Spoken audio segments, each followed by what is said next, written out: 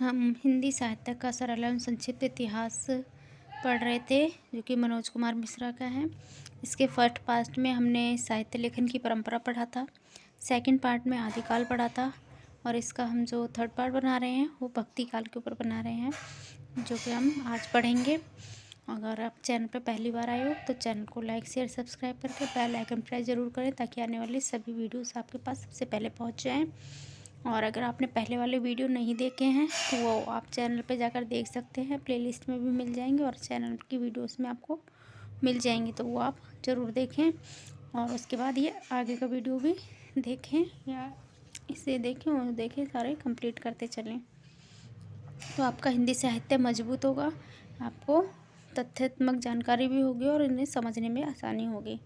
तो शुरू करते हैं। हिंदी साहित्य सरल इतिहास का आज भक्ति काल पढ़ेंगे, उसे स्टार्ट करते हैं।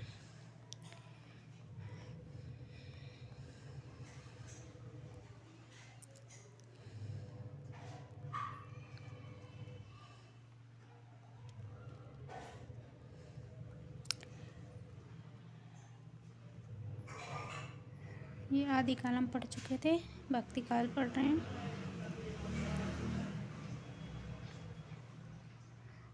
सब्सक्राइब करके बेल आइकन प्रेस ज़रूर करें, ताकि आने वाले सभी वीडियो आपके पास आ जाएं। और चैनल भी प्रमोट हो तो मैं और अच्छे अच्छे वीडियोस आपके पास आपके लिए लेके आऊँ जल्दी जल्दी।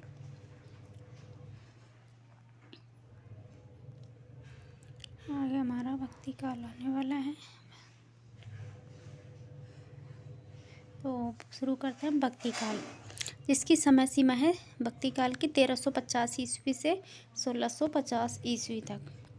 ठीक है, तो पढ़ते हैं। वैसे 1700 ईस्वी मानी गई है, रामचंद्र शुक्ल के अनुसार 1350 से 1750 विक्रमी संवत है, तो 1350 से 1650 ईस्वी इसमें दे रखी है, जो सर्वमान्य रूप से है इसमें वो दे रखी है। तो हम स्टार्ट करते हैं फर्स्ट पॉइंट से। हिंदी साहित्य का इतिहास द्वितीय चरण, उसका द्वितीय चरण क्या है, भक्ति काल के नाम से पुकारा जाता है। इसे रामचंद्र शुक्ल ने ईसा पूर्व मध्य काल के नाम से भी पुकारा है। इस काल में हिंदी साहित्य अपनी चरम उत्कर्ष उन्नति को प्राप्त हुआ था। तो जॉर्ज अब्राहम ग्रियर्सन भक्ति काल को हिंदी साहित्य का क्या कहते हैं, स्वर्ण काल कहकर पुकारते हैं। किसने स्वर्ण काल कहा है हिंदी साहित्य के भक्ति काल को, तो जॉर्ज अब्राहम ग्रियर्सन ने कहा है क्या, स्वर्ण काल। ये इम्पोर्टेंट पूछ लिया जाता है। आगे है, अपनी चरम उत्कर्ष उन्नति को प्राप्त होने के कारण ही डॉक्टर पृथ्वीनाथ कमल कुल श्रेष्ठ ने भक्ति काल को कला काल उत्कर्ष काल कहकर पुकारा। ठीक है, आगे भारतीय राजनीतिक दृष्टिकोण से मोहम्मद बिन तुगलक के शासनकाल से इस युग का उदय हुआ माना जाता है। भक्ति साहित्य के लेखन का प्रमुख लक्ष्य शाश्वत मानव मूल्यों की स्थापना है। क्या है भक्ति काल के जो साहित्य लेखन का लक्ष्य है, वो है शाश्वत मानव मूल्यों की स्थापना करना। ठीक है, आगे है, श्री कृष्णदास ने स्वरचित हिंदी काव्य प्रभा की भूमिका, क्या हिंदी काव्य प्रभा की भूमिका पुस्तक में भक्ति साहित्य की प्रशंसा करते हुए लिखा है, हमारे जीवन में जो कुछ सत्य है वह शिव है, सुंदर है। ठीक है, क्या हमारे जीवन में जो कुछ सत्य है वह शिव है, सुंदर है। उनकी अन्यतम अभिव्यक्ति भक्ति साहित्य में हुई। यह केवल वार्धक्य का साहित्य नहीं है, वह ज्ञान का साहित्य है। वह भक्ति, श्रद्धा, स्नेह और प्रेम का साहित्य है। हार्दिक सहानुभूति, संवेदना और करुणा का साहित्य है। वह मनोरम कल्पनाओं की साकारता का साहित्य है। यह श्रेयकर साहित्य है। आगे है, उच्च कोटि की काव्य रचना, आध्यात्मिक एवं सामाजिक चेतना के कारण भक्ति काल को हिंदी साहित्य का स्वर्ण काल कहा गया है। किसके कारण, उच्च कोटि की काव्य रचना, आध्यात्मिकता एवं सामाजिक चेतना, समाज चेतना, ये सब इनकी विशेषताएं हो जाएंगी। विशेषताओं में आप इन्हें गिन सकते हैं। उच्च कोटि काव्य रचना, आध्यात्मिकता, समाज चेतना एवं के कारण भक्ति काल को क्या कहा गया है, स्वर्ण काल कहा गया है। आगे भक्ति शब्द की व्युत्पत्ति देख लेते हैं। तो भक्ति शब्द की व्युत्पत्ति मेनियर विलियम्स के अनुसार भक्ति शब्द की व्युत्पत्ति संस्कृत की भज धातु कितन प्रत्यय के जोड़ने से हुई है, जिसका अर्थ होता है अपने उपास्य आराध्य भगवान के ऐश्वर्य में भाग लेना। भज मतलब भाग लेना। ठीक है, उसके बाद भक्ति शब्द का सर्वप्रथम उल्लेख कहाँ मिलता है, तो श्वेता सूत्र उपनिषद में मिलता है। 6/33 में मिलता है। इसका पार्ट नंबर है, भाग जो है 6/33 में। भक्तिकालीन साहित्य की भाषा जो है, भक्तिकालीन साहित्य सर्वप्रथम तमिल भाषा में लिखा गया। सर्वप्रथम कौन सी भाषा में? तमिल भाषा में लिखा गया, लेकिन आगे चलकर इसमें ब्रज और अवधी भाषा का सर्वाधिक प्रयोग हुआ। भक्तिकालीन साहित्य के उदय के कारण देख लेते हैं।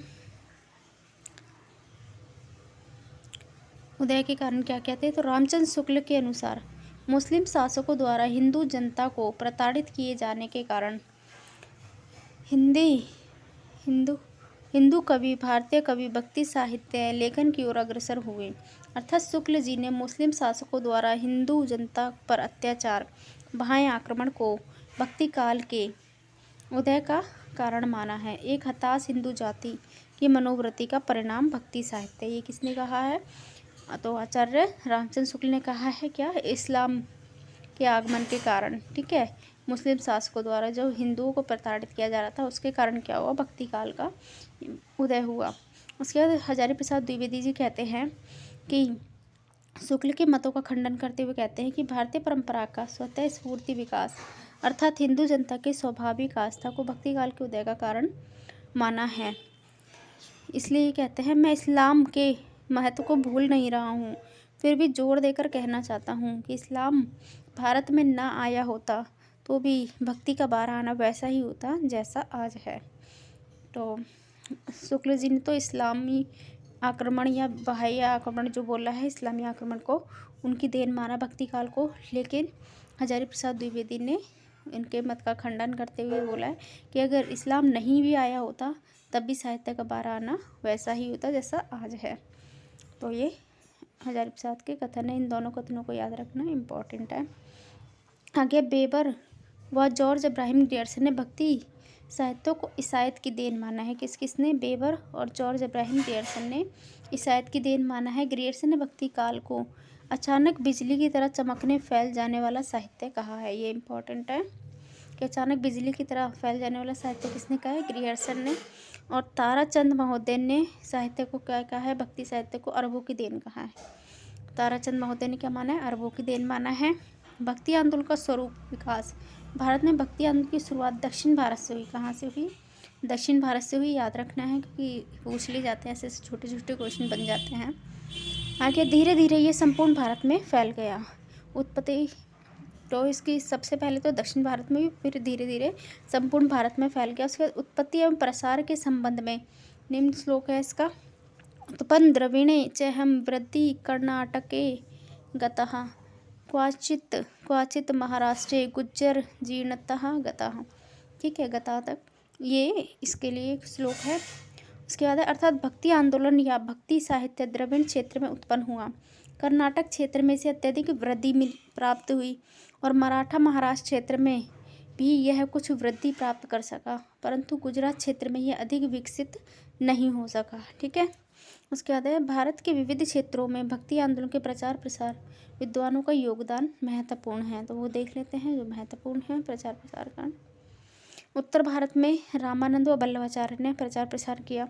बंगाल में चैतन्य महाप्रभु ने, असम में शंकर देव ने, उड़ीसा में पंचसखा में कौन कौन आते हैं ये देख लेते हैं।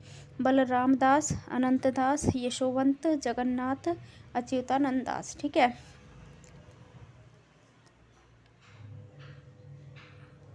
तो ये पंचसखा किस में आते हैं? भक्ति आंदोलन में आते हैं, उड़ीसा के। तो इसे आप ऐसे याद रख सकते हैं शॉर्ट ट्रिक बना के, बल, अंत, यशोवंत जग की भक्ति में अच्युत हैं। ठीक है, इस तरीके से आप पांचों को याद कर सकते हैं, पंचसखाओं को। उसके बाद महाराष्ट्र में कौन सा संप्रदाय था? वारकरी संप्रदाय था। तो इसके बारे में पढ़ लेते हैं। नोट है, इस संप्रदाय की स्थापना संत पुंडरिक के द्वारा की गई। इस संप्रदाय में निम्न 4 संत प्रसिद्ध हुए। इसमें है संत ज्ञानेश्वर, वारकरी संप्रदाय के प्रथम नायक संत थे। दूसरे हैं संत नामदेव, विठोबा का भक्त। और तीसरा है संत एकनाथ। उसके चौथे हैं संत तुकाराम। उसके बाद है दक्षिण भारत, इसमें अलवर और नैनार संत थे। वारकरी कहाँ के थे? महाराष्ट्र के। तो दक्षिण भारत में अलवर नैनार थे। ठीक है। अलवार कौन थे? विष्णु भक्त थे। नैनार कौन थे? शिव भक्त थे। ठीक है, अलवार भक्त है। दक्षिण भारत के आरंभिक वैष्णव भक्त थे। तो जिन्हें अलवार कहा जाता था। अलवार तमिल भाषा का शब्द है जिसका अर्थ होता है आध्यात्मिक ज्ञान। तो आप अलवार नैनान में अगर कंफ्यूज होते तो ऐसे याद रख सकते हैं कि नैनार, नैन किसके होते हैं? शिव के 3 नेत्र होते हैं, ठीक है। तो उससे याद रख सकते हैं नैन से, नैन किसके होंगे? तो शिव के, तो शिव भक्त। और जो दूसरा वाले बच के अलवर, तो ये हो जाएंगे आपके वैष्णव भक्त, ठीक है। एवं भागवत भक्ति में लीन महापुरुष। दक्षिण में भागवत भक्ति का आंदोलन 5वीं से 10वीं शताब्दी तक अलवार भक्तों द्वारा हुआ। इन भक्तों में सभी जातियां एवं वर्गों के भक्तजन थे। ये उच्च कोटि के साधक, सात्विक एवं सीधा सादा जीवन व्यतीत करने वाले आध्यात्मिक रंग में रंगे हुए भक्त थे। इसमें आत्मा समर्पण की भावना कूट कूट कर भरी हुई थी। आत्मसमर्पण की भावना किनमें? अलवार नैनारों में कूट कूट कर भरी हुई थी। इसके बाद अलवार साहित्य का शोध करने वाले कुछ विद्वान प्रारंभिक अलवारों का समय 230 वर्ष पूर्व मानते हैं। प्रारंभिक अलवार विष्णु के गदा, शंख और चक्र के अवतार थे। जो प्रारंभिक अलवार थे वो क्या थे? विष्णु के गदा, शंख और चक्र के अवतार माने जाते हैं। उसके बाद है अलवार भक्तों की कुल संख्या कितनी थी? 12 थी। संख्या पूछ ली जाती है और इसमें महिला अलवार जो थी वो अंडाल थी, वो पूछी जाती है। उनकी भाषा कौन सी है? तमिल भाषा में रचे हैं। पदों का संकलन आचार्य रंगनाथ मुनि ने किया है जिसका नाम क्या है? दिव्य प्रबंधनम, ठीक है। दिव्य प्रबंधनम याद रखना है। उसके कितने भाग हैं? 4 भाग हैं। इसमें लगभग 4000 पद हैं। तो भक्त का नाम है और ये संबंधित प्रदेश है। कौन सा भक्त कहाँ से है? तो यहाँ से इतना क्वेश्चन नहीं पूछा जाएगा। नम्मलवार, ये नाम याद रखना चाहते हैं तो याद रख सकते हो। बाकी तो इतने इम्पोर्टेंट ये नाम नहीं आते हैं, नहीं पूछते भी नहीं है पेपर में, ठीक है। तो आप देख लेना। अंडाल याद रखना, ये स्त्री अलवार भक्ति अंडाल, ठीक है, कृतमाला प्रदेश की। तुरुमंगई अलवार ये कावेरी की है। ये नाम आप पढ़ लेना, सिर्फ नाम। इसमें ये देख लेते हैं। इन अलवार भक्तों में एकमात्र महिला भक्त पेरी अलवार दत्तक पुत्री अंडाल थी। पेरी अलवार की दत्तक पुत्री थी वो कौन थी? अंडाल थी, ठीक है। नैनार भक्त वाले में पढ़ लेते हैं। ये शैव आचार्य माने जाते हैं। अन्य तथ्य हैं कबीर एवं जायसी दोनों ही भक्ति काल के रहस्यवादी कवि हैं। तो कबीर और जायसी कैसे कवि हैं? रहस्यवादी कवि हैं, परंतु कबीर की रचनाओं में साधनात्मक रहस्यवाद मिलता है जबकि जायसी की रचनाओं में भावनात्मक रहस्यवाद मिलता है। शब्दार्थ है सुरति मतलब आनंद का अनुभव, निरति मतलब जगत प्रपंच, संसारिकता से मुक्ति। तो भक्ति काल का विभाजन हम देख लेते हैं।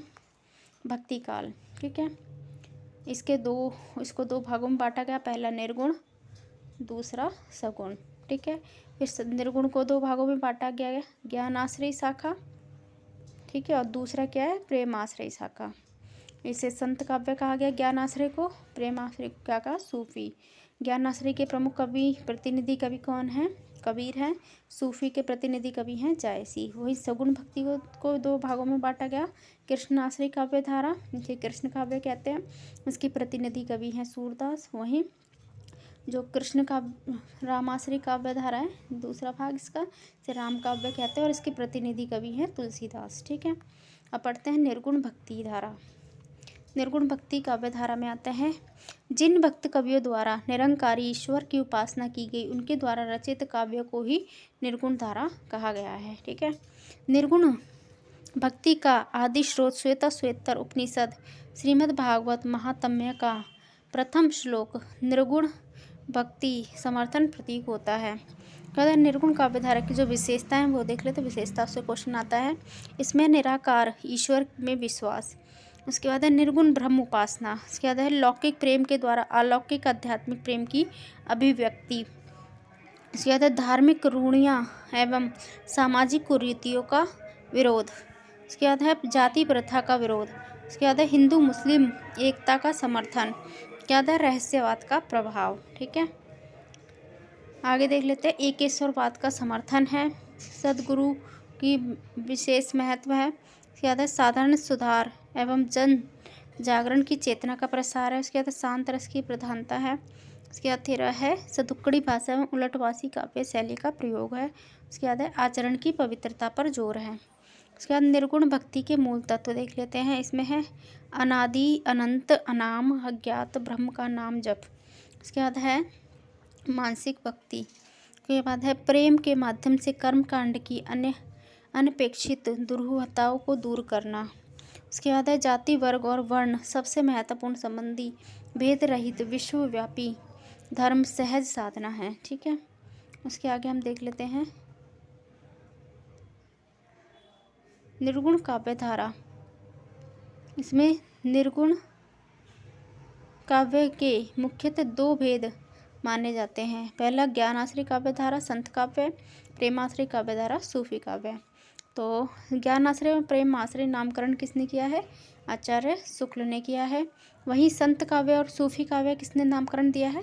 तो डॉक्टर रामकुमार वर्मा ने दिया है। ठीक है, ये नाम आपको याद रखने। ज्ञानाश्रय प्रेमाश्रय तो कहा है शुक्ल जी ने, और संत काव्य सूफी काव्य का है रामकुमार वर्मा ने। इसके बाद ज्ञानाश्रय काव्य धारा के जो संत हैं उनके बारे में पढ़ लेते हैं। सामान्यतः संतों के द्वारा रचा गया संत काव्य कहलाता है, परंतु हिंदी में निर्गुण उपासक ज्ञान मार्गी कवियों के द्वारा रचा गया काव्य संत काव्य कहलाता है। ठीक है, संत मत का प्रारंभ भारत में संत मत का प्रारंभ 1267 ईस्वी में संत नामदेव विठोबा के भक्त के द्वारा माना जाता है, यह हुआ था। उसके बाद संत साधना का साहित्यिक स्वरूप सर्वप्रथम पंढरपुर महाराष्ट्र से प्रारंभ हुआ। कहाँ से? पंढरपुर महाराष्ट्र से प्रारंभ हुआ संत साधना का साहित्यिक स्वरूप। क्या था? संत काव्य का मुख्य दार्शनिक आधार शंकराचार्य द्वारा परिवर्तित अद्वैत दर्शन को माना जाता है। इस दर्शन में निम्न 3 सूत्र हैं, वो देख लेते हैं कौन कौन से निम्न 3 सूत्र हैं। पहला है ब्रह्म सत्य जगत मिथ्या है। ब्रह्म सत्य जगत मिथ्या मतलब अर्थात ब्रह्म सत्य है व जगत मिथ्या है। दूसरा है सर्व खलिबंद ब्रह्म। तीसरा अहम ब्रह्मास्मि मतलब सूफी का अनलयक। संत संप्रदाय विश्व संप्रदाय है और उसका धर्म विश्व धर्म है। इस विश्व धर्म का मूल आधार हृदय की पवित्रता है। ठीक है, संत काव्य की जो प्रमुख विशेषता वो देख लेते हैं। धार्मिक विशेषता में निर्गुण भक्ति, निर्गुण ब्रह्म की उपासना या संकल्प, गुरु की महत्ता, योग व भक्ति का समन्वय, अनुभूति की प्रामाणिकता, शास्त्र ज्ञान की अनावश्यकता, क्योंकि शास्त्र ज्ञान की इनको आवश्यकता नहीं थी, ना ही प्रामाणिकता थी। अनुभूति की तो प्रामाणिकता है और शास्त्र ज्ञान की अनावश्यकता है। आडंबर, बाह्य आडंबर जो बोलते हैं, जिसे आडंबर और संप्रदायवाद का विरोध। उसके बाद इनकी सामाजिक विशेषता देख लेते हैं। सामाजिक विशेषता में आ जाएगी जातिवाद का विरोध, समानता के प्रेम प्रबल। शिल्पगत विशेषता में आ जाएगी मुक्तक काव्य रचना व सदुक्कड़ी भाषा का प्रयोग। शैलीगत में जो उलटवासी, शिल्पगत में उलटवासी शैली का प्रयोग किया था ने, इसका अर्थ जो उल्टा कथन होता है। और पौराणिक संदर्भों व हठयोग से संबंधित मिथकीय प्रयोग। और 5वां है प्रतीकों का भरपूर प्रयोग। इसके बाद प्रमुख संत कवि जो हैं इसके वो देख लेते हैं। प्रमुख संत कवि में आ जाएंगे इनके संत लेखन के प्रचार प्रसार में जिन संतों का योगदान था वो हैं कबीर, नामदेव, रैदास, सैना, सतनाथ, साधु दयाल, मलूकदास, सुंदरदास, गुरु नानक, रज्जव, हरिदास, अनंतदास, सिंगा और धर्मदास। ये 14 कवि कौन आ गए? प्रमुख संत कवियों में आ गए। उसके बाद इनमें से निम्न संत कामगार तबके से थे। कबीर थे जुलाहा, नामदेव थे दर्जी, रैदास थे चमार, दादू दयाल थे बुनकर, सेना थे नाई और सदना थे कसाई। ठीक है, अब हम पढ़ेंगे कबीर के बारे में। कबीर जिनका जन्म 1398 ईस्वी में ज्येष्ठ पूर्णिमा विक्रमी संवत 1455 सोमवार के दिन हुआ था। इस जन्म काल के अनुसार निम्न पर इनके पद दिया गया है। इनके जन्म के ऊपर 1455 साल गए चंद्र बार एक ठाट भय होगा यहाँ पर जेठ सुदी बरसात को पूर्णमासी तिथि प्रकट हुई। ये कबीरदास के जन्म के उपलक्ष्य में ये दोहा मिलता है। के बाद है जन्म तिथि काशी, वाराणसी, बनारस में। एक किंवदंती के अनुसार इनका जन्म एक विधवा ब्राह्मणी के गर्भ से हुआ था, जिसने लोक लाज के कारण इनको जन्म देकर काशी के लहर तालाब के किनारे छोड़ दिया था। बाद में एक जुलाहा नीरू व नीमा के द्वारा इनका पालन पोषण हुआ।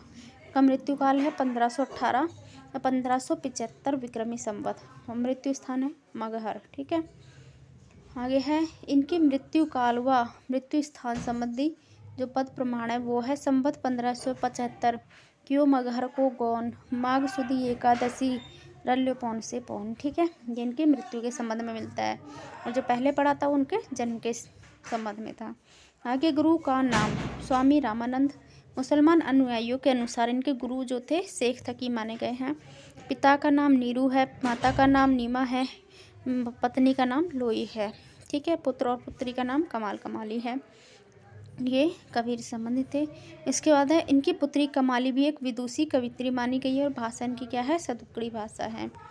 आगे कबीर ने अपनी रचनाओं में राजस्थानी, पंजाबी, खड़ी बोली आदि की पंचमेल भाषाओं का प्रयोग किया, और सदुक्कड़ी भाषा कहा जाता है। कबीर की भाषा को यह नाम सर्वप्रथम किसने दिया था? आचार्य रामचंद्र शुक्ल द्वारा दिया गया था। क्या नाम? सदुक्कड़ी भाषा नाम के द्वारा दिया गया। और श्याम सुंदर दास ने क्या कहा है? इसे पंचमेल खिचड़ी भाषा कहा है, ठीक है। ये क्वेश्चन पूछ लिए जाते हैं, कौन सी भाषा, क्या नाम किसने दिया है। आगे कुल रचनाएं डॉक्टर नगेंद्र के अनुसार इनकी 63 रचनाएं प्रकाशित, 43 हैं रचनाओं का उल्लेख मिलता है। कौन कौन सी हैं इनकी रचनाएं हैं? आगाध मंगल, अनुराग सागर, अमर मूल, अक्षर खंड की रामायणी, अक्षर भेद की रामायणी, उग्र गीता, कबीर की वाणी, कबीर की साखी, कबीर गोरख गोष्ठी, बीजक, ब्रह्म निरूपण, मोहम्मद बोध, रेखता, विचारमाला, विवेक सागर, सप्तावली, हंस मुक्तावली और ज्ञान सागर। आगे कबीर दास जी को अक्षर ज्ञान नहीं था, उनके लिए कालाक्षर भैंस बराबर था। इस संबंध में उन्होंने स्वयं लिखा है। क्या लिखा है? मासी कागज छुयो नहीं, कलम गयो नहीं हाथ, चरिहु जुग को महातम, मुकही जनात जनाई बात, ठीक है। अतः ये स्पष्ट होता है कि उन्होंने स्वयं किसी ग्रंथ को लिपिबद्ध नहीं किया था। किसने किया था इनके ग्रंथ को लिपिबद्ध? तो धर्मदास ने किया था, के बारे में आगे हम पढ़ लेंगे।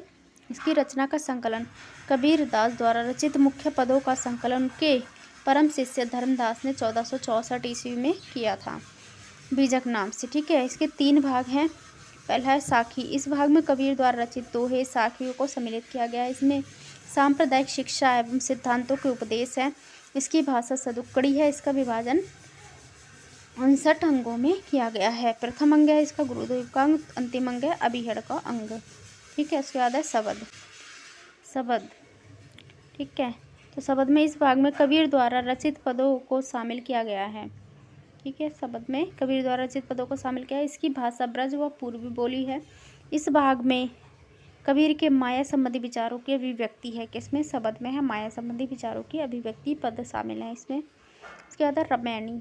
इस भाग में कबीर द्वारा रचित राम भक्ति संबंधी जो पद और चौपाइयों को शामिल किया गया। इसकी भाषा ब्रज या पूर्वी बोली है। अगेन नोट, कबीर का नाम राम, कबीर के राम जो थे दशरथ पुत्र अयोध्यावासी राम नहीं, अपितु उन्होंने परम ब्रह्म परमेश्वर निर्गुण ब्रह्म को ही राम कहकर पुकारा है। आगे रामायणी कबीर के ईश्वर संबंधी विचार, शरीर रचना संबंधी विचार तथा मानवीय आत्मा का उद्धार संबंधी विचारों का संकलन है। आगे कबीर के काव्य की प्रमुख विशेषताएं। कण कण में ईश्वर की प्राप्ति, तेरा साही तुझही में, ज्यों पुहूपन में पास, कस्तूरी का मृग ज्यों, फिरी फिरी सूंद है घास, ठीक है। आगे है विरह की व्याकुलता में लिखा उन्होंने, अखड़ियाँ झाई पड़ी, पंत निहारी निहारी, झिब्बड़ियाँ छाला पड़े, या नाम पुकारी पुकारी, ठीक है। उसके बाद है इस साखी पर सूफी साधना का प्रभाव देखने को मिलता है, ठीक है। मूर्ति पूजा का विरोध है। पाहन पूजा हरि मिले तो मैं पूजू पहाड़, इसमें पाहन नहीं होगा, यहाँ पे पत्थर होगा। पत्थर पूजा हरि मिले तो मैं पूजू पहाड़, ये होगा इसका। आगे देख लेते हैं। ताते तो चाखी भली, मतलब चक्की भली पीस खाए संसार से, कि मनुष्य अपना पेट भर सकता है पीस कर खा के। इसके बाद है धार्मिक आडंबरों का विरोध। इसमें है कंकर पाथर जोड़ के मस्जिद लई चिनाए, ताचड़ मुल्ला बांग दे, क्या बहरा हुआ खुदाए। तो इसमें मुस्लिमों पर उन्होंने करारा व्यंग्य किया है धार्मिक आडंबरों के ऊपर। इसके बाद है आत्मा परमात्मा का एक तत्व प्रतिपादन। जल में कुंभ, कुंभ में जल है, बाहर भीतर पानी, फूटा कुंभ जल, जल ही समाना, तत्ते कहो ज्ञानी, ठीक है। आगे अहिंसा का संदेश। दिन में रोजा रखत है, रात हनत है गाय, ठीक है। अहिंसा का संदेश है इसमें। गुरु का महत्व है, गुरु गोविंद दो उठाड़े, काके लागू पाएँ, ठीक है, उन्होंने लिखा है। आगे है बलिहारी गुरु आपने गोविंद दियो बताया। आगे है नारी निंदा। नारी की झाई परत, अंधा हो तो भुजंग, कबीर तिनकी कौन गति नित नारी के संग। इसमें नारी निंदा तो की, लेकिन उन्होंने हर नारी की निंदा नहीं की है, उन्होंने उल्टा नारी होती है उसकी निंदा की है। ठीक है, आगे अवतारवाद का खंडन। दशरथ तीहु सुत लोक बखाना, राम नाम का मरम है आना। आगे भाई माया की भर्त्सना की है। कबीर माया पापनी हरि सुकरत राम, मुख कठियाली कुमति की कहन न देहि राम। आगे है निर्गुण निराकार ब्रह्म की उपासना। इसमें है जाके मुँह माथा नहीं, नाही रूप स्वरूप पहुप बास ते पतारा, ऐसे तत्व अनूप। आगे है रहस्यवाद। नैनिन की कारी कोठरी पुतली पलंग बिछाए, पलकनों की चीख डारी के पिया को लिहु रिझाए। आगे पुस्तकीय ज्ञान का परिहास। पोथी पढ़ी पढ़ी जग मुहा, पंडित भया न कोय, एक अक्षर प्रेम को पढ़े सो पंडित होए। आगे ब्रह्मा की सौंदर्य भावना। लाली मेरे लाल की जित देखो तित लाल, लाली देखने में गई मैं भी हो गई लाल। आगे है बौद्धों के महायान का प्रभाव। क्षणिकवाद। पानी केरा बुदबुदा असमानस की जात, देखत ही छिप जाएगा ज्यों तेरा प्रभात। आगे सदाचार की शिक्षा। बड़ा भया तो का भया जैसे पेड़ खजूर, पंथी को छाया नहीं फल लागे अति दूर। आगे ईश्वर के प्रति अनन्य भाव। इसमें है कबीर कूता राम का मुतिया मेरा नाऊं, गले राम की जेवड़ी जित खींचे तित जाऊं। आगे रूपात्मक प्रतीकों का प्रयोग।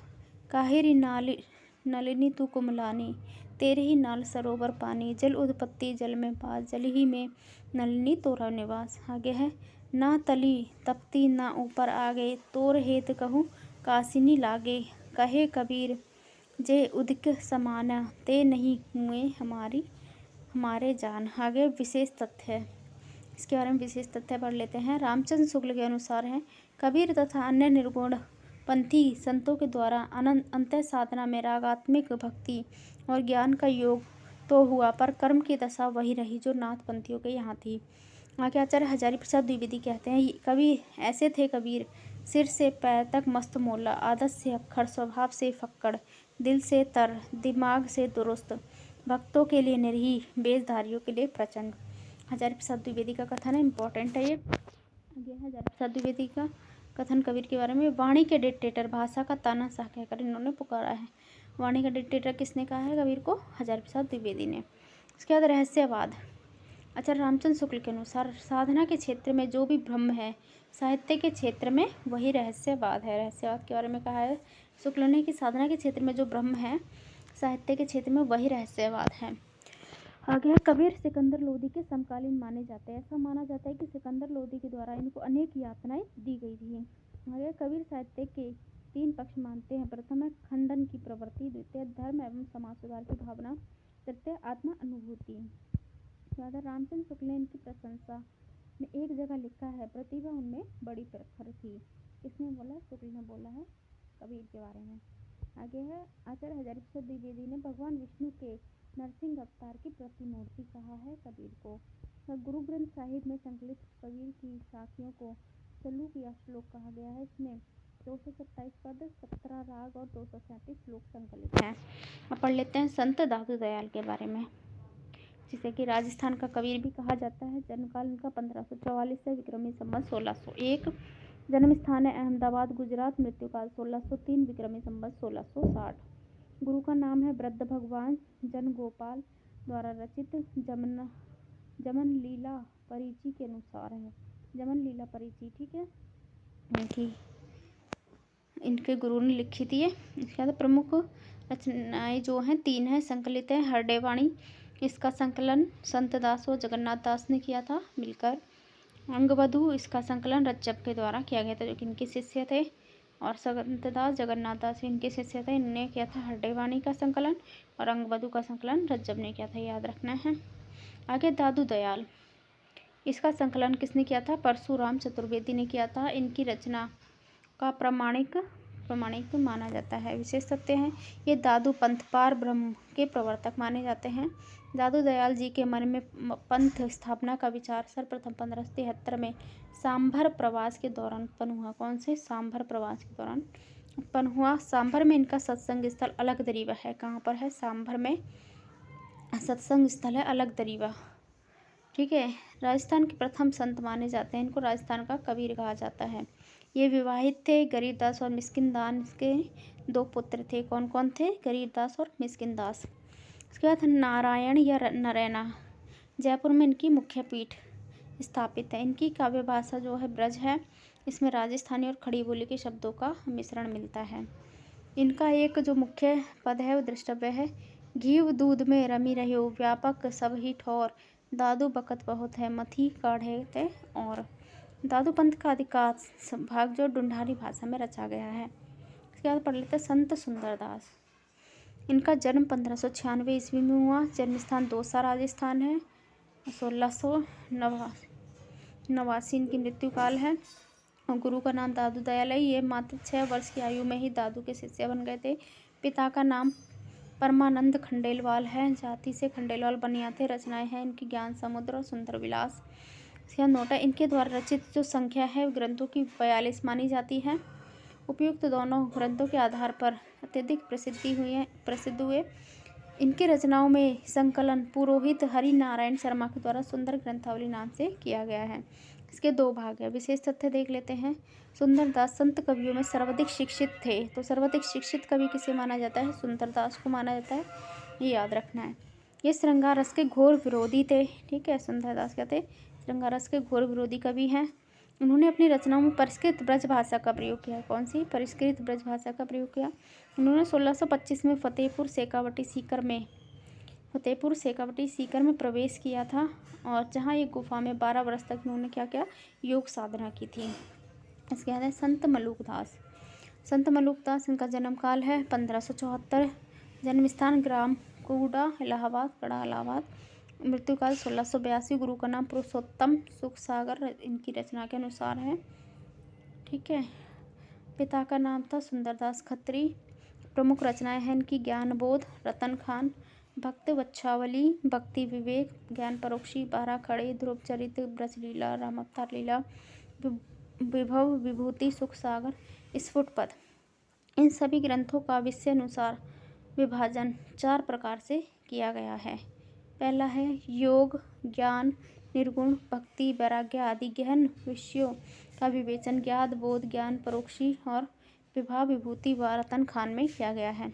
कथानकों के आधार पर दार्शनिक विचारों की अभिव्यक्ति भक्ति विवेक व सुख सागर में मिलती है। उसके बाद अवतारों और चरित्रों का वर्णन राम अवतार लीला, ब्रज लीला व ध्रुव चरित्र में। इसके बाद उपदेशात्मक प्रवृत्ति भक्त वच्छावली, 12 खड़ी और स्फुट पदों में। इसके बाद नोट है ज्ञान बोध इनकी महत्वपूर्ण रचना है।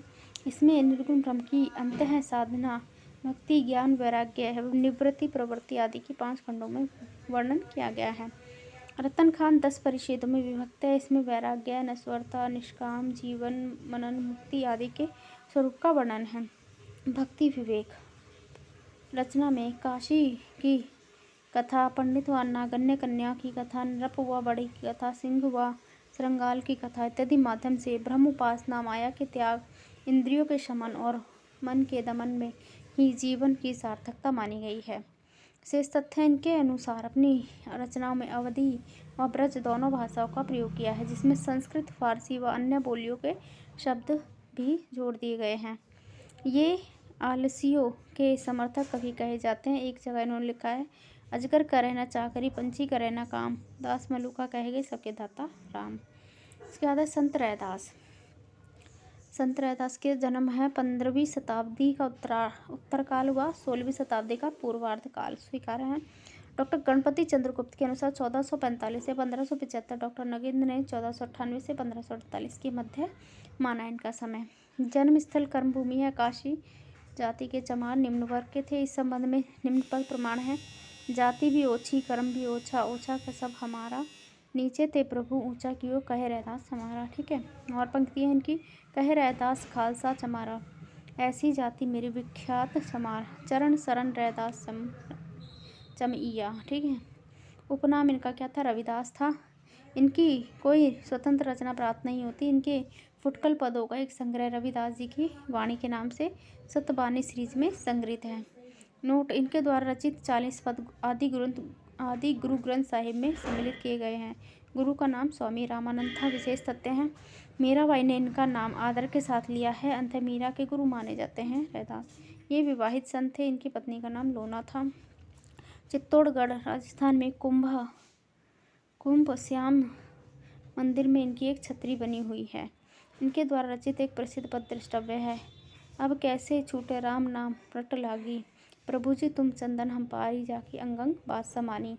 प्रभु जी तुम घन हम भोरा जैसे चितवन चंद चकोरा, प्रभु जी तुम दीपक हम बाती जाके जेती बड़े दिन राती। ठीक है। इसके बाद है गुरु नानक देव। इनका जन्मकाल 1469, मृत्युकाल 1538 ईस्वी। जन्म लाहौर के निकट राई भाई की तलवंडी नामक ग्राम में। नोटिस, यह राजस्थान पाकिस्तान में एवं वर्तमान में ननकाना साहिब नाम से प्रख्यात है। पिता का नाम कालूचंद खत्री था। इनकी माता थी तृप्ता, पत्नी सुलक्षणा। पुत्रों का नाम था श्रीचंद और लक्ष्मीचंद। इनके पुत्र श्रीचंद व उदास ने श्रीचंद ने कौन सा संप्रदाय, उदासी संप्रदाय की स्थापना की। प्रमुख रचना है जपूजी, आशा दीवार, रहीरास, सोहिला, नसीहत नामा। शेष तथ्य, जपूजी नानक दर्शन का सार तत्व है। कौन सा जपूजी ग्रंथ जो है इनकी रचना है, नानक दर्शन का सार तत्व है। नानक जी की काव्य भाषा 3 रूपों में है, हिंदी, पंजाबी और फारसी बहुला पंजाबी। नसीहत नामा भाषा में खड़ी बोली का रूप है व्यक्त हुआ है, परंतु इनकी अधिकांश साहित्य पंजाबी में रचित हैं। इनके द्वारा रचित गुरु ग्रंथ साहिब महिला नामक प्रकरण शामिल किया गया है। संत हरिदास 1455 ईस्वी में जन्म, मृत्यु 1546 में। निवास स्थान डिडवाना, जिला नागौर। संत हरिदास का कहाँ पे है निवास स्थान? डिडवाना, जिला नागौर, राजस्थान में। 1455 में इनका जन्म, मृत्युकाल 1446 में, डिडवाना, जिला नागौर, राजस्थान। उसके बाद गुरु का नाम है, सर्वप्रथम ये दादू पंथी प्रागदास के शिष्य थे। किसके? दादू पंथी प्रागदास के शिष्य थे 1599 ईस्वी में। फिर दादू के फिर कबीर पंथ और गोरख पंथ में दीक्षित हुए और अंततः इन्होंने अपना निराला पंथ चलाया। कौन सा पंथ? निराला पंथ चलाया संत हरिदास ने। इनकी रचनाएं हैं प्रमुख जो है, अष्टपदी जोग ग्रंथ, ब्रह्म स्तुति, हंस प्रबोध ग्रंथ, निरपंख मूल ग्रंथ, पूजा जोग ग्रंथ, समाधि जोग ग्रंथ और संग्राम जोग ग्रंथ। विशेष तथ्य हैं, ये निरंजनी संप्रदाय के प्रवर्तक थे। ठीक है। निरंजनी संप्रदाय का मूल स्रोत नाथ पंथ है। साधना क्षेत्र में इस संप्रदाय को नाथ पंथ एवं संत मत की मध्य के कड़ी कहा जाता है। ये एक प्राचीन धर्म संप्रदाय है। आचार्य क्षिति मोहन सेन द्वारा यह रचित मेडिवियल मिस्टिज्म रचना के अनुसार सर्वप्रथम मत प्रचार उड़ीसा से प्रारंभ हुआ। आगे है नोट, दादू राघव दास द्वारा रचित भक्तमाल के अनुसार निरंजनी संप्रदाय के प्रवर्तक जगन माने जाते हैं। डिडवाना नागौर में इस संप्रदाय के प्रमुख मठ है। जम्बनाथ जी के बारे में पढ़ लेते हैं। ठीक है। ये जन्मकाल 1451 और पीपासर नागौर में इनका जन्म हुआ था। जम्बनाथ जी का पीपासर नागौर। मृत्युकाल समाधिकाल 1523 में। समाधि स्थल तालावा बीकानेर में है। जन्म इनका हुआ था पीपासर नागौर में और मृत्यु जो समाधि स्थल है इनका तालावा बीकानेर में। रचना इनकी कोई रचना उपलब्ध नहीं है, कुछ स्फुट पद ही प्राप्त हुए हैं। इसमें है गगन हमारा बाजा बाजे, मंत्र फूल हाथी, सांसे ता बल गुरु मुख तोड़ा, 5 पुरुष मेरे साथी। आगे है जुगती हमारी छत्र सिंघाना, महाशक्ति में बासे, जम्बनाथ वह पुरुष विलक्षण, जिन मंदिर रच आकाशे। के आगे है विशेष तथ्य में है ये विष्णुई संप्रदाय के प्रवर्तक माने जाते हैं। ठीक है। ये अपने जम्बनाथ जी जो हैं विष्णुई संप्रदाय के क्या हैं? प्रवर्तक हैं। अपने जीवन में इन्होंने 4 प्रमुख संप्रदाय शिष्यों को ही मान्यता प्रदान की। वो है हवाली पाव जी। जगन्नाथ के शिष्य देख लेते हैं। हवाली पाव जी, लोहा पागल, दत्तनाथ और मालदेव। इसके बाद जनश्रुति के अनुसार 34 वर्ष की अवस्था तक अपने मुख से एक भी शब्द उच्चारित नहीं किया था। सिद्धि प्राप्त हो जाने के बाद मुनींद्र जम्ब ऋषि के नाम से विख्यात हुए थे। जगन्नाथ जी किस नाम से? मुनींद्र जम्ब ऋषि के नाम से विख्यात हुए थे। आगे है इनकी रचनाओं में ओकार जप, निरंजन की उपासना, अजपा जप, गंगन मंडल, पंचपुरुष में सतगुरु महिमा, जन्म मरण से मुक्ति, अनन्य भक्ति बार बार उल्लेख हुआ है। तब ये नाथ पंथ से विशेष प्रभावित नजर आते हैं। संत सिंगा, इनका जन्मकाल 1519 है। गांव खजूर, रियासत बड़वानी, मध्य प्रदेश। तो संत सिंगा कहाँ के थे? मध्य प्रदेश के थे। और इनका मृत्यु काल है 1659। प्रमुख रचना सिंगा जी का दृढ़ोपदेश, सिंगा जी का आत्मध्यान, सिंगा जी का दोषपद। तो इनकी जो नाम से हैं तो रचनाएं इनकी पूछी नहीं जाएंगी, ठीक है, आप देख लें। नाम से होती हैं वो रचनाएं जल्दी पूछी नहीं जाती एग्जाम में। इनके द्वारा रचित पदों की संख्या 800 है। वर्तमान में ये सभी उपलब्ध नहीं है। इनके द्वारा छोटा संग्रह क्या है, संत सिंगा जी नाम से प्राप्त होता है। विशेष तथ्य इनकी काव्य भाषा निमाणी मानी जाती है, ठीक है। इन्होंने महाराज ब्रह्मगिर के शिष्य मन रंगीर को अपना आध्यात्मिक गुरु बनाया तथा मन रंगीर के द्वारा एक भजन की अन्य पंक्ति ने संसार की निसारता को अपने हृदय में प्रत्यक्ष रूप से अंकित कर दिया। अन्य प्रसिद्ध कवि हिंदी साहित्य में उनका योगदान देख लेते हैं। संत लालदास 1540 से 1668। ये लाल पंथ के लालदासी संप्रदाय के प्रवर्तक थे। इनका जन्म अलवर जिले के धौली धूप अलवर के धौली धूप गाँव में एक मुसलमान मेव परिवार में हुआ था। ये अयोग्य शिष्यों के कारण अनेक बार इन्हें कष्ट भी सहना पड़ा। ग्राम इनका नगला, जिला भरतपुर इनका समाधि स्थल है। इनकी रचनाएं है लालदास की चेतावनी से संकलित है। संत धर्मदास ये बांधवगढ़ के रहने वाले जाति से बनिए थे। कबीर के प्रमुख शिष्यों में हैं।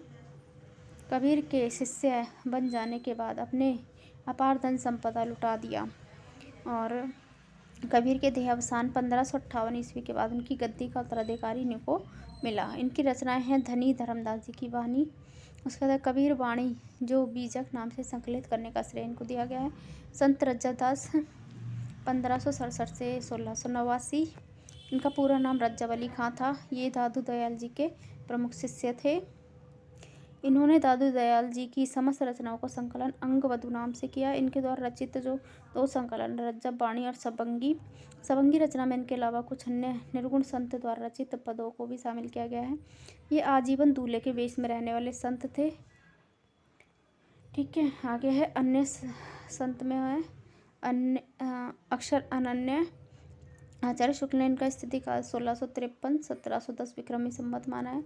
इसके आसपास निर्धारित किया। ये दतिया रियासत के अंतर्गत सेनुहरा का माने जा गए हैं। कुछ दिनों तक दतिया के राजा पृथ्वी चंद के दीवान भी रहे। इसके बाद महाराज छत्रसाल इनके शिष्य हुए।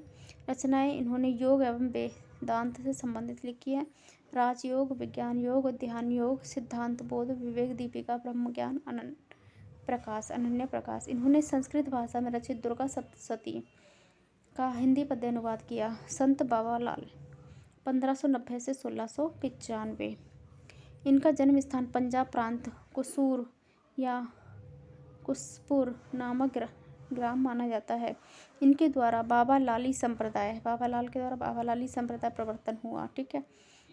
ये शहजादा दारा सिकोह के धार्मिक संलाप से हुआ था, ठीक है। मात्र 8 वर्ष की छोटी उम्र में इन्होंने प्रमुख धर्म ग्रंथों का अध्ययन किया। 10 वर्ष की अवस्था में ये वैरागी होकर सत्य व सद्गुरु की खोज में निकल पड़े। चेतना बाबा या चैतन्य स्वामी इनकी दीक्षा ग्रहण की। इनकी रचना को कोई प्रमाणिक संकलन प्राप्त नहीं होता। 2 संग्रह हैं जो प्राप्त होते हैं। असरारे मार्फत बाबा लाल एवं दारा सिकोह के वार्तालाप का संग्रहित है।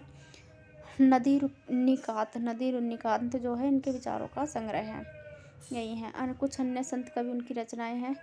गुरु गोविंद सिंह इनकी चंडी चरित्र इंपॉर्टेंट पूछ ली जाती है। गुरु अर्जन देव के सुखमणि, बाबा नाखड़ी और 12 मासा ये गुरु ग्रंथ साहिब में संकलित है और इनके 6000 पद गुरु ग्रंथ साहिब में संकलित है। सहजोबाई की रचना सहज प्रकाश, दयाबाई की दयाबोध। ये दोनों संत जो चरणदास थे उनकी शिष्याएं थी।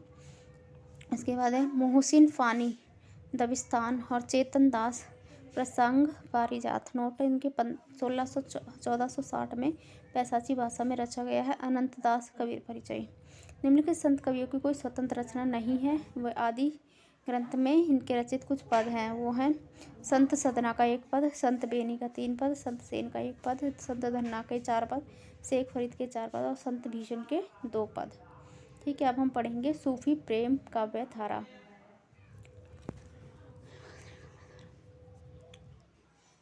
प्रेम आश्रय काव्य धारा के लिए हम दूसरा पार्ट लेके आएंगे। तब तक के लिए धन्यवाद। चैनल को लाइक शेयर सब्सक्राइब करके बेल आइकन प्रेस जरूर करें और आप चैनल पे और भी वीडियोस देखें जिससे आपको साहित्य को समझने में आसानी हो।